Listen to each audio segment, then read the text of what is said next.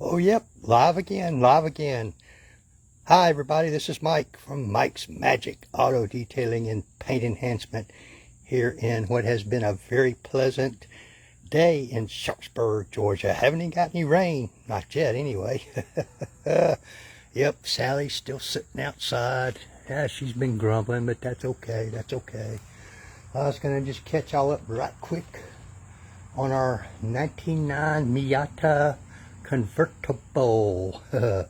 Yep, I just thought I'd catch up right quick. I worked a little late because I wanted to get done polishing the paint, which I did. Oh man, oh boy, oh boy, oh boy.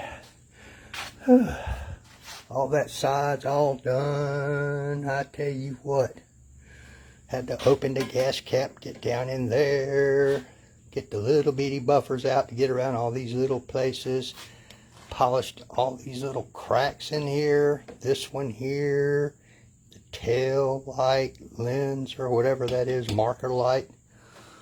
And this is another car, folks. It's really curvy because way up under there. Got all the way up under there. Oh man. Polished the tail lights.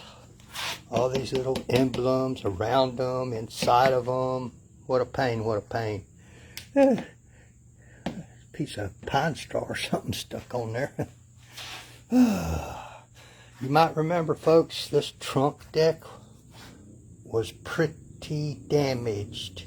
It had tons and tons and tons of surface contaminants and embedded contaminants. And I'm telling you what, I think 90% of those or more are gone. That's not bad. That's not bad at all. And some of you that know me know that, hey, somebody's watching. What was supposed to be a one-step polish in a lot of spots, including the entire hood and this entire trunk, because those are the horizontal surfaces. They're the worst. Actually turned into a two-step polish. I used the HD speed and a medium pad, and then I went back and did a final polish. Oh boy, oh boy, oh boy. I just had to. Oh man, that came out nice. Got it all in here. Yep, took the license plate off. You know, that gets dirty too, and spiffed that area up as best I could. A lot of detailers laugh at me for doing this. I don't care. Let them laugh. That emblem. Did the tail pipe, that little chrome tip or aluminum, whatever it is. Again, got the tail lights. You know, this fender here was worrying me. It had been repainted at some point, I do believe, and whoever did that, some of this, I told y'all I couldn't figure out what this was, but I do believe it's, you know, some paint defect and also some buffer burn, like that little spot right there I showed y'all the other day before I got started. That is definitely a buffer burn right there. Whoever went back and cut and buffed it got carried away. I've never burned clear coat ever. Spot right there, there was a buffer burn down in there somewhere. I don't think I can get it to show up in this light right there. You guys can see it. That's from turning your buffer up on edge and getting careless. Oh man, when you're using those rotaries, folks, you gotta be cautious. Got all up in here. Even got this little, where am I? This little ledge here with the little mini buffers. I used several different types of buffers, different size backing plates, different pads. Got all up under here and the door handles. These little cracks and crevices got polished. I even polished the PPF. If you remember, I showed you this mirror was kind of dull, and we suspected the one that's real shining on the driver's side had been repainted. I don't know, but I polished and polished on this one, spiffed it up as best I could, but there just wasn't much there to work with. All down the sides, man. The hood, we talked about the hood and looked at that, I think, the other day. It came out phenomenal, I think. Did a restoration on the headlights. They've been coated with Cerakote trim coat, which will be a while till it, you know,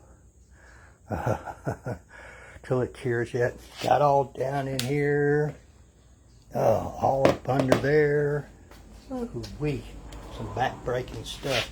Had to lay on the ground to get all up in there and scoot around. But the front end was hammered pretty bad. You know, a lot of front ends do get hammered because, you know, they get caught with stuff going down the road, and they typically get hammered a lot. That's why a lot of manufacturers will put PPF on there.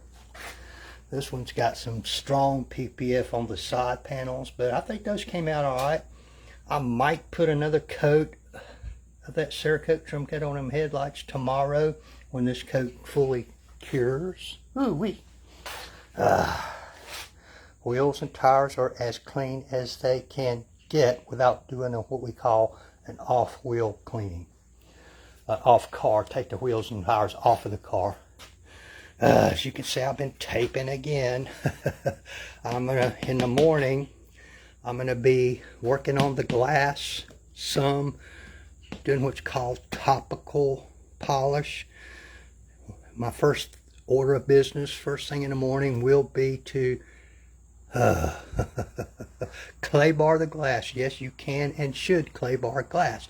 That will remove a lot of the contaminants that no amount of cleaning will remove.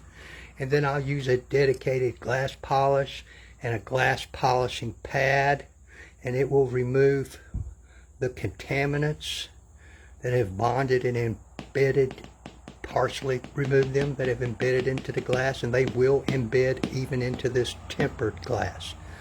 And then I'll prep all that off, probably with just alcohol, IPA, and then I've got some glass coating I'm gonna try to put on there. I'll do the side glass. I'm not sure what I'm gonna do with this glass here, the convertible. It feels like glass. I don't know if it's real glass or plexi or something, or some hybrid. I'm not familiar with these, so I'll probably just do a little bit by hand on this one, not knowing what kind of pressure it can take. I know some of those can be kind of fragile, so I'll do the minimum to that. That's order of business, and then I'll come back, take all this tape off and all that kind of stuff, and then I'm going to work on some of this trim a little bit more, I think. And probably work on that vent cowl. Because this trim, all this trim needs a complete resto. Which is typical of an older vehicle. You know, especially the rubber parts. Because they absorb everything. But man, you guys, look at that trunk, would you? Hey, Gary. Is it glass, Gary? Okay. Yeah, I'm still a little hesitant about putting a buffer on there, so I may just do that by hand out of an abundance of caution, since I'm not familiar with this setup. I don't want to be putting a 5 to 8 pound buffer on here, you know, put pressure on that. I'm just not sure what effect that would have. It looks like it's in really good shape anyway, so probably won't go too deep on that. You remember how this hood was all gunked up, Gary? Man, oh man. I tell you what, I'll show you my ugly mug. There it is. I'm real happy. All this rear end was done, the front end, all that stuff. All the little nooks and crannies were all buffed and polished, everything.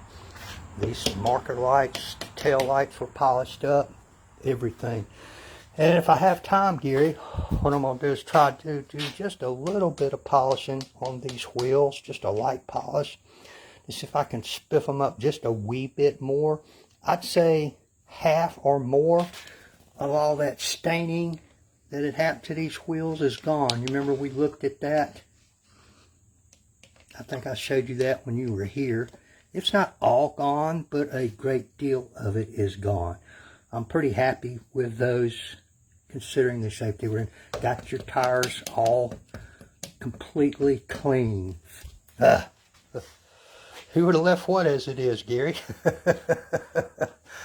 I got your wheel wells all cleaned out, spiffed up. I will put a nice durable water-based tire coating on this that will cure in about 2 minutes. And so therefore it won't sling down the side of your car. It won't shine as much as some of those others. But if you're like me, I kind of like the matte finish on the tires anyway. But it will outlast the retail level tire coatings by far. I think the coating on my car tires has been on there for over a year. But the big thing is it don't sling down your side of your paint. Gary, I even got some of this stuff